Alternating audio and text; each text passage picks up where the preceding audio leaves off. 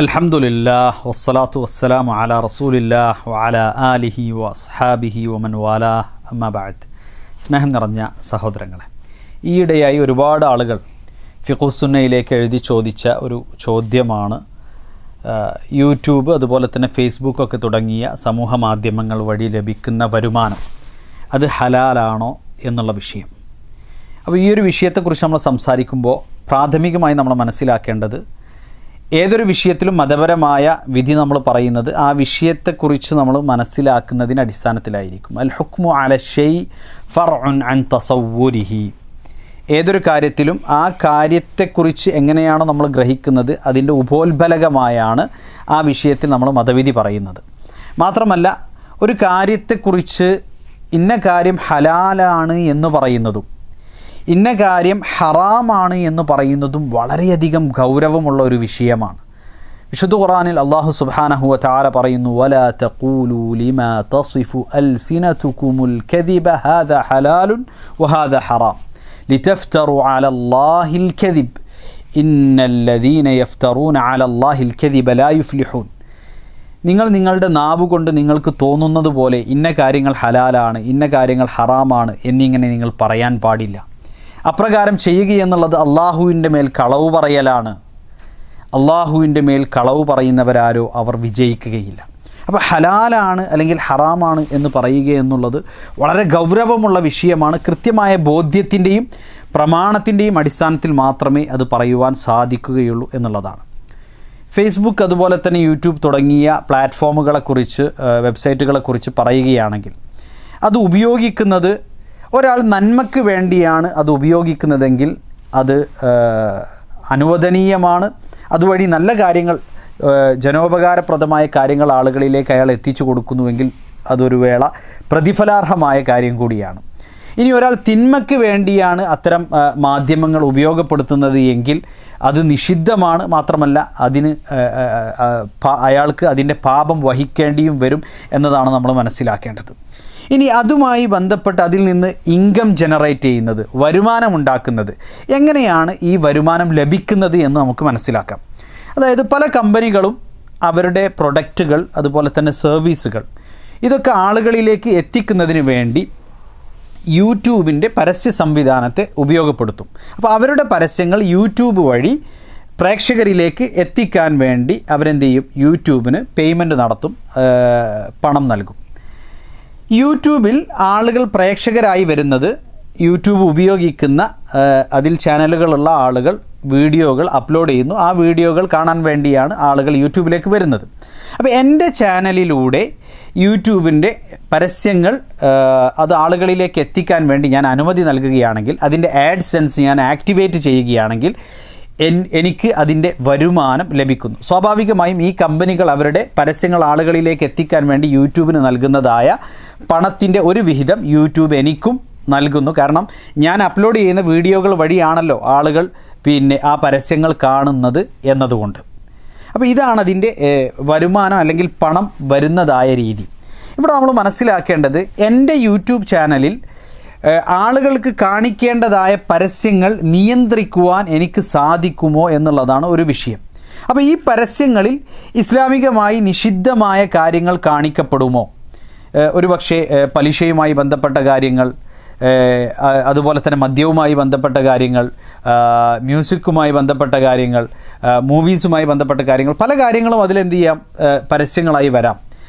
ഈ പരസ്യങ്ങൾ ഓരോ പ്രേക്ഷകർക്കും കാണിക്കപ്പെടുന്നത്, പ്രേക്ഷകനായ ഒരു വ്യക്തി അയാളുടെ കമ്പ്യൂട്ടറിലൂടെ അയാൾ എന്തെല്ലാമാണ് കണ്ടുകൊണ്ടിരിക്കുന്നത്, അയാളുടെ താല്പര്യങ്ങൾ എന്തെല്ലാമാണ് എന്ന് അയാളുടെ സെർച്ചുകൾ വഴിയും മറ്റുമൊക്കെ മനസ്സിലാക്കി അയാൾക്ക് ആവശ്യമുള്ളതെന്ന്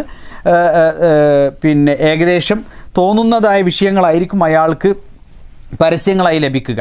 അപ്പോൾ എൻ്റെ ചാനലിൽ യൂട്യൂബ് വഴി കാണിക്കപ്പെടുന്നതായ പരസ്യങ്ങൾ ഏത് എന്ന് പൂർണ്ണമായി നിർണ്ണയിക്കുവാനോ നിയന്ത്രിക്കുവാനോ ഉള്ള സ്വാതന്ത്ര്യം എനിക്കില്ല എന്നുള്ളതാണ്. അപ്പോൾ സ്വാഭാവികമായും ഇസ്ലാമികമായ പരസ്യങ്ങളും ഇസ്ലാമികമായി എനിക്ക് അംഗീകരിക്കാൻ സാധിക്കാത്ത പരസ്യങ്ങളും ഈ ചാനൽ വഴി കാണിക്കപ്പെടും എന്നതാണ് ഈ ആഡ്സെൻസ് ആക്ടിവേറ്റ് ചെയ്യുമ്പോൾ സംഭവിക്കുന്നത്.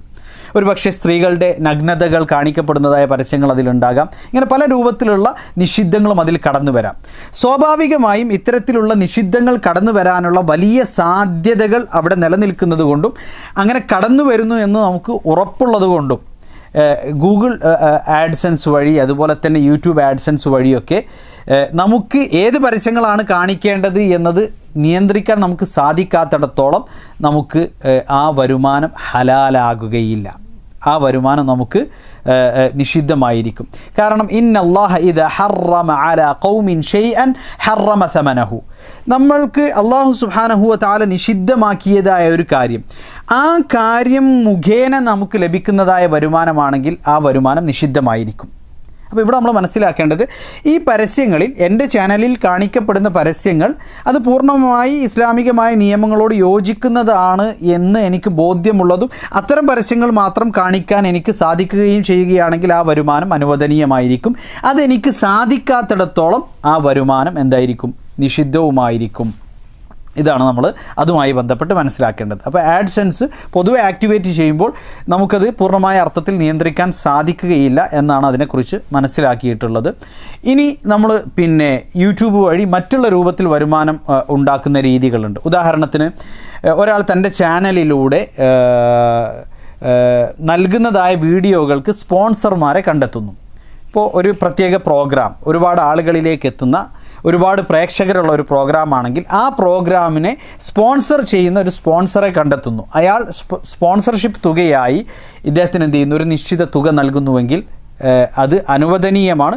സ്വാഭാവികമായും ഈ പറയുന്ന നമ്മൾ പ്രൊമോട്ട് ചെയ്യുന്ന കമ്പനി അവർ ഹലാലായ രൂപത്തിലുള്ള ബിസിനസ് നടത്തുന്ന അല്ലെങ്കിൽ ഹലാലായ പ്രൊഡക്ട്സും സർവീസസും ആണെങ്കിൽ അത് അനുവദനീയമായ ഒരു കാര്യമാണ്. അതുപോലെ തന്നെ പ്രൊഡക്റ്റ് റിവ്യൂസ് നടത്തിക്കൊണ്ട് യൂട്യൂബ് വഴി വരുമാനം ഉണ്ടാക്കുന്ന ഒരുപാട് ആളുകളുണ്ട്. അപ്പോൾ ഏതെങ്കിലും കമ്പനികളുടെ പ്രൊഡക്റ്റുകളെക്കുറിച്ചും സർവീസുകളെക്കുറിച്ചുമൊക്കെ പരിചയപ്പെടുത്തിക്കൊണ്ട് വരുമാനമുണ്ടാക്കുന്നവരായ ആളുകൾ അപ്രകാരം വരുമാനമുണ്ടാക്കുക എന്നുള്ളതും ഈ പ്രൊഡക്ട്സും അതുപോലെ തന്നെ സർവീസസും ഹലാലാണ് എങ്കിൽ സ്വാഭാവികമായും അത് ജനങ്ങളിലേക്ക് എത്തിക്കുകയും പരിചയപ്പെടുത്തുകയും വഴി ലഭിക്കുന്നതായ വരുമാനവും ഹലാലായ വരുമാനമാണ്. അപ്പോൾ ഇത്തരത്തിൽ ചെയ്യുന്നത് തെറ്റില്ല. എന്നാൽ ആഡ്സെൻസ് നമ്മൾ ആക്ടിവേറ്റ് ചെയ്യുമ്പോൾ പരസ്യങ്ങൾ വഴി ലഭിക്കുന്നതായ വരുമാനം, നമുക്ക് ആ പരസ്യങ്ങൾ ഇസ്ലാമികമായ രൂപത്തിൽ നിയന്ത്രിക്കാൻ നമുക്ക് സാധിക്കാത്തതാണെങ്കിൽ സ്വാഭാവികമായും അതുവഴി ലഭിക്കുന്നതായ വരുമാനം നമുക്ക് നിഷിദ്ധമായി തീരും. വളരെ എളുപ്പത്തിൽ ആർക്കും മനസ്സിലാക്കാവുന്ന ഒരു കാര്യം മാത്രമേ അതിലുള്ളൂ. അല്ലാഹു സുബ്ഹാനഹു വ തആല അനുഗ്രഹിക്കുമാറാകട്ടെ. നമ്മൾ മനസ്സിലാക്കേണ്ടത്, നമ്മൾക്ക് ലഭിക്കുന്നതായ വരുമാനം, നമ്മൾ സമ്പാദിക്കുന്നതായ സമ്പാദ്യം അത് ഹലാലായിരിക്കാൻ നമ്മൾ വളരെയധികം ശ്രദ്ധിക്കേണ്ടതുണ്ട്. നബി സല്ലല്ലാഹു അലൈഹി വസല്ലമ പറഞ്ഞു, യഅതി അലന്നാസി സമാനുൻ ലാ യുബാലിൽ മർഉ മാ അഖദ മിൻഹു അമിനൽ ഹലാൽ അം മിനൽ ഹറാം. ആളുകൾക്കൊരു കാലഘട്ടം വരും, തങ്ങൾ സമ്പാദിച്ചത് അത് ഹലാലിൽ നിന്നാണോ അല്ലെങ്കിൽ ഹറാമിൽ നിന്നാണോ, ഇതൊന്നും ആളുകൾ പരിഗണിക്കാത്തതായ ഒരു കാലഘട്ടം ഒരുപക്ഷെ ആളുകൾക്ക് വരും എന്ന് നബി സല്ലല്ലാഹു അലൈഹി വസല്ലം പറഞ്ഞിട്ടുണ്ട്. നമുക്കറിയാം, അങ്ങനെ ഹലാലാണോ ഹറാമാണോ എന്നൊന്നും പരിഗണിക്കാതെ മുന്നോട്ട് പോകുക എന്നുള്ളത് വളരെ ഗൗരവമുള്ളൊരു വിഷയമാണ്.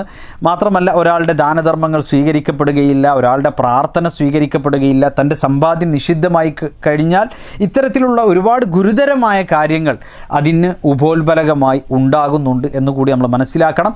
മാത്രമല്ല, നിഷിദ്ധമായ ധനത്തിൽ നിന്നാണ് നമ്മൾ സമ്പാദിക്കുകയും ഭക്ഷിക്കുകയും നമ്മൾ വളരുകയും ചെയ്യുന്നത് എങ്കിൽ കുല്ലു ലഹ്മിൻ നബത മിൻ സുഹ്തിൻ ഫന്നാറു ഔലാ ബിഹി, നിഷിദ്ധമായവയിൽ നിന്ന് വളരുന്നവർക്ക് നരകമായിരിക്കും സ്ഥാനമെന്ന് റസൂൽ കരീം സല്ലല്ലാഹു അലൈഹി വസല്ലമ പഠിപ്പിച്ചിട്ടുണ്ട്. അപ്പോൾ ഇവിടെ നമ്മൾ ഈ ഒരു വിഷയത്തിൽ ഒരിക്കലും നമ്മളുടെ വ്യക്തിപരമായ താല്പര്യങ്ങളോ അതല്ലെങ്കിൽ ഒരു വിഷയത്തിൻ്റെ സമൂഹത്തിലുള്ള വ്യാപനമോ ഇതൊന്നും ആ വിഷയത്തിലെ മതപരമായ വിധി പറയുന്നതിനെ നമുക്ക് സ്വാധീനിക്കുന്നതായ വിഷയമായി മാറാൻ പാടില്ല. മറിച്ച് ഞാൻ നേരത്തെ സൂചിപ്പിച്ചതുപോലെ കൃത്യമായി പ്രമാണങ്ങളുടെ അടിസ്ഥാനത്തിൽ എന്താണ് ശരി എന്ന് നമുക്ക് ബോധ്യപ്പെട്ടതിൻ്റെ അടിസ്ഥാനത്തിൽ മാത്രമേ ഒരു കാര്യത്തെക്കുറിച്ച് ഹലാൽ അതുപോലെ തന്നെ ഒരു കാര്യത്തെക്കുറിച്ച് നമ്മൾ ഹറാം എന്ന് പറയാൻ പാടുള്ളൂ. ഇപ്പോൾ നമുക്കറിയാം, ഇപ്പോൾ യൂട്യൂബും ഫേസ്ബുക്കും ഒക്കെ എന്താ പറയുക, നിരുപാധികം ഹറാമെന്ന് പറയുന്ന ആളുകളുണ്ട്, അതല്ല നിരുപാധിക ഹലാലെന്ന് പറയുന്ന ആളുകളുണ്ട്. പക്ഷേ അപ്രകാരമല്ല കാര്യം.